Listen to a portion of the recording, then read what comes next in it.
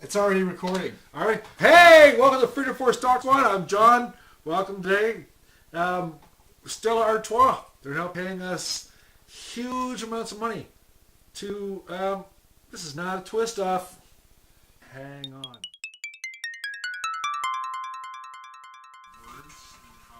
Is this a twist off, dude? Yeah, I think so. All right.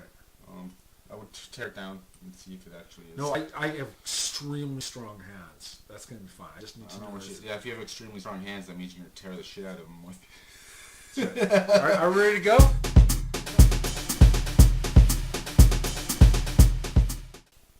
Hang on.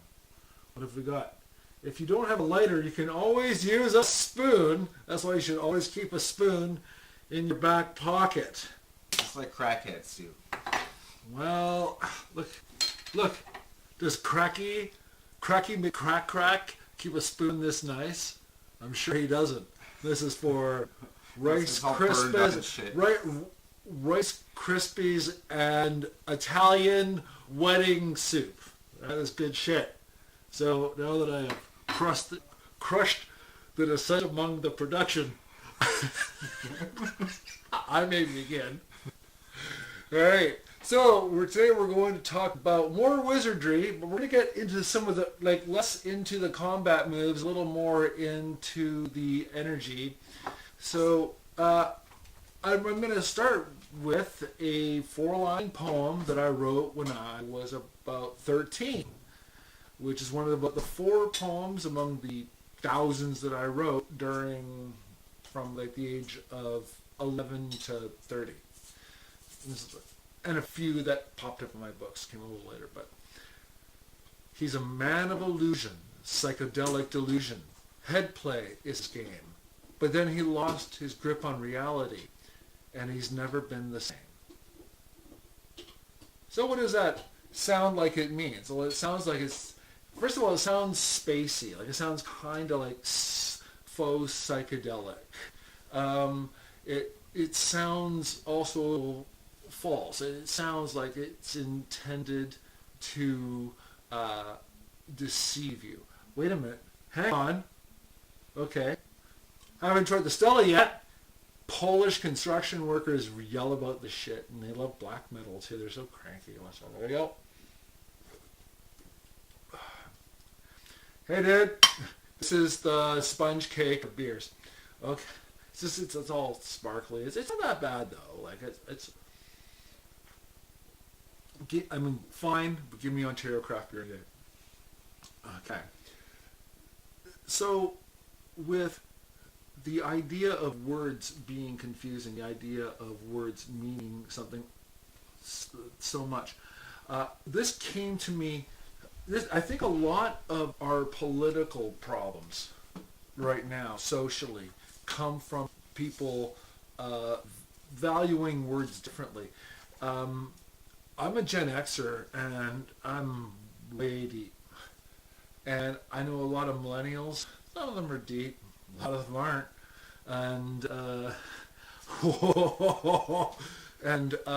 I know a lot of millennials, some of my work with, who actually use their own ignorance to protect themselves against arguments that could cause them to lose faith in their own communism.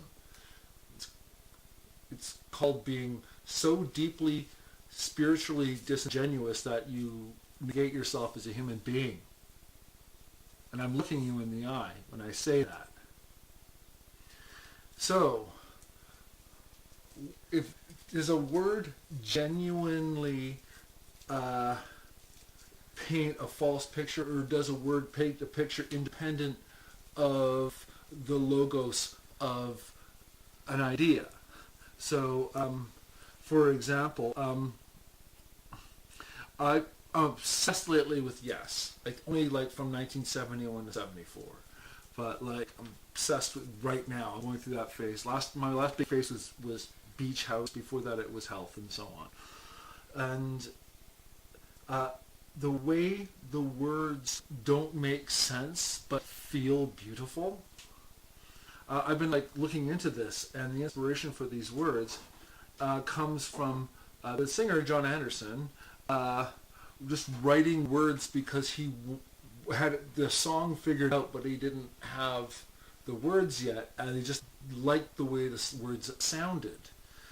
And so when Yes was enjoying some success in the early 70s, a lot of people were complaining, what do the words mean? What are they talking about? Like, is this space travel, environmentalism, like, what?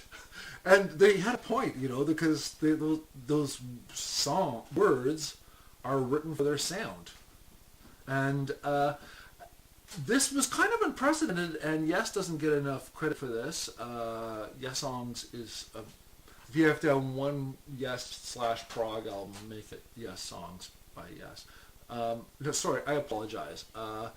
Close to the Edge. Yes Songs is great too, but that's a live album. But I meant Close to the Edge. So beautiful. The painterliness of the words create this insane... I'm so slain by my producer right now. Do you want to know Crush? That's Crush. Crush.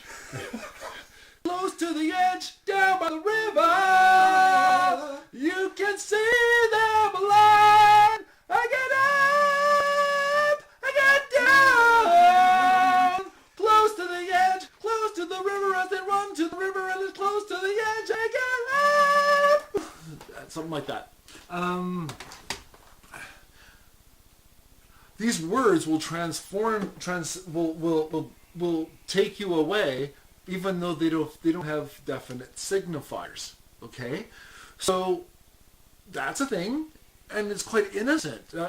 If Yes isn't innocent and wholesome, then we're just fooling ourselves if we pretend to know what being good or bad is, knowing what good or bad is, which is ridiculous. They have no interest in sin, basically. So,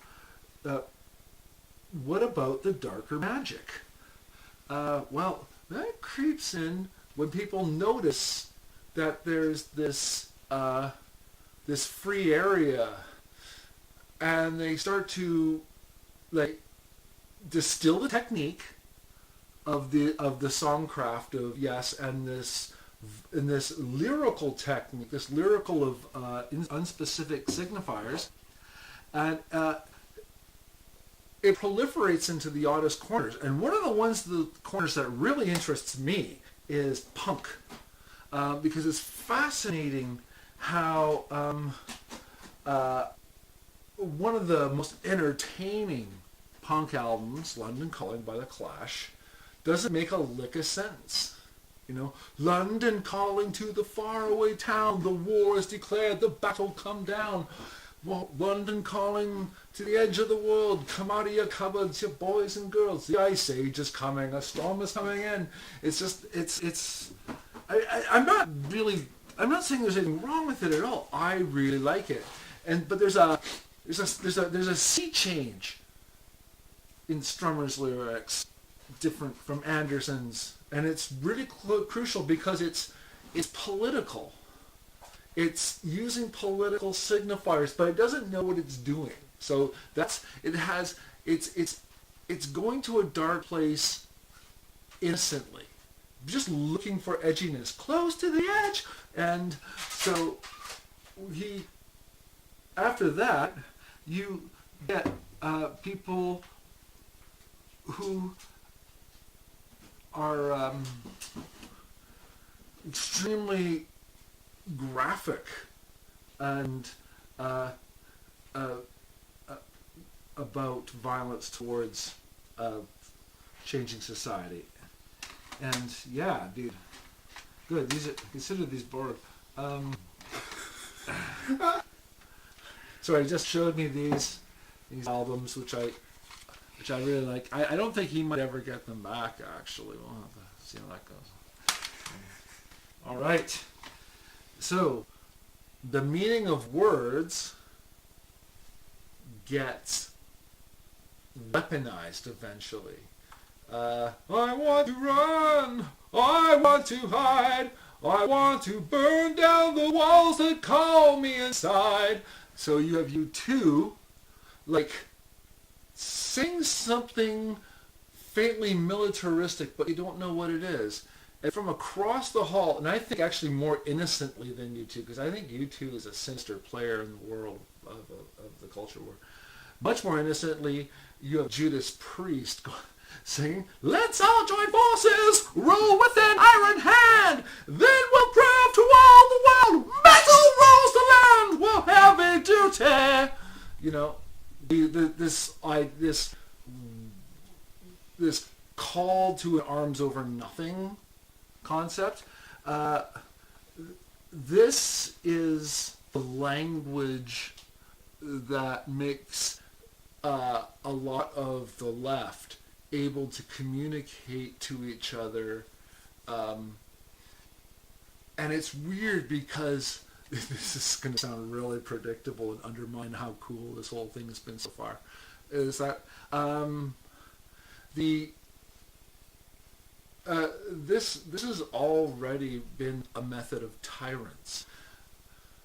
And I was gonna drop a certain German dictator's name, and I thought, no, we'll keep it clean. But this is the sort of thing you can do when you make weird assertions that don't even make a linear sense. When you just throw information together kind of randomly, and it's so much different from like an important paragraph filled with information that has the points that you need to do what you need to do. There's a crazy song and dance going on among people whose ideas have been hollowed out by having been so deeply explored by the culture that it makes the culture unable to sustain the experiment. This includes communism, third wave feminism, and some other ones I can't say because I don't want to be arrested. So I just want to say that the clearer the language is, the more you can trust someone. Always ask for people to be more specific. That should be I know like adults all know that, and of course we all know that, but young people don't. Especially if like some like weird old guy our age fucking starts just saying voodoo garbage at a younger person, and they're like, oh, I guess this is what adults are like. Yeah, that's what we're talking about. There are tricks. There's been this weaponization of magic by the lovely band Yes that has created a vicious distortion of the left, a call to arms through the zeitgeist via music, more or less, pop music and various adjoining genres. So, I mean, you don't want to be someone who needs specifics when specifics are unnecessary. Like, because that's just, then you'd just be a drag to be around. And how important is it for you to have all the facts all the time? No. What I mean is, when someone seems to be saying something important, especially if they're conveying upon you orders of any sort, or marching orders of any stripe, if they're telling you to change the way you talk, if they're telling you that there's certain hand signals you're not allowed to use, clarify all that, because it's not on. They're just making all this stuff up, and that's all right. Everyone's figuring that out. A lot of them are just backing off as well. So the important thing is that as you sort of move through this world, subscribe to Freedom Force Talk Squad, because that's going to get you through. That's going to help us too. Me and all the team.